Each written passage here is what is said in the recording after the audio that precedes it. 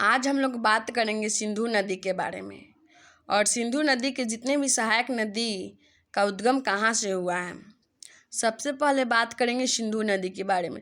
सिंधु नदी का उद्गम तिब्बत में स्थित मानसरोवर झील के पास बोखर्चू ग्लेशियर से हुआ है। ग्लेशियर किसे कहते हैं? जो बर्फ लगातार कई सालों से नहीं पिघला हो उसे ग्लेशियर कहते हैं। यह कुछ दूरी तिब्बत में तय करते हुए लद्दाख के जरिए भारत में प्रवेश करती और भारत और पीओके के होते पाकिस्तान में एंटर करती है।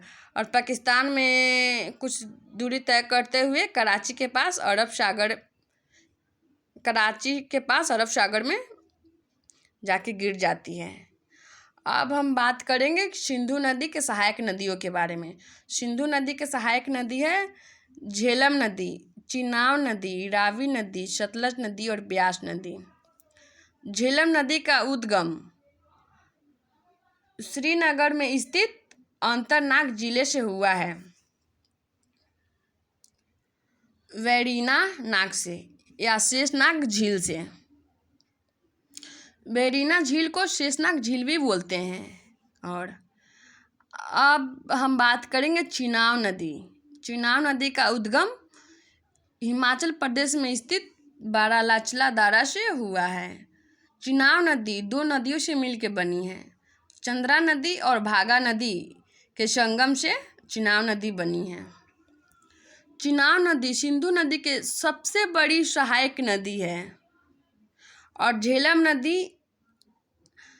नदी चिनाब नदी में ही आके मिल जाती है।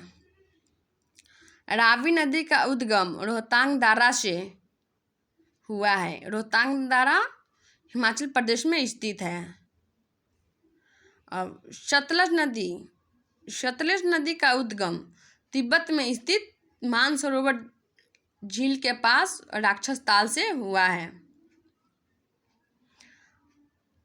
सतलज नदी भी जाके चिनाब नदी में मिल जाती है। अब हम बात करेंगे ब्यास नदी। ब्यास नदी का उद्गम हिमाचल प्रदेश में स्थित ब्यास कुंड से हुआ है। तो ये है सारी सिंधु नदी के सहायक नदी।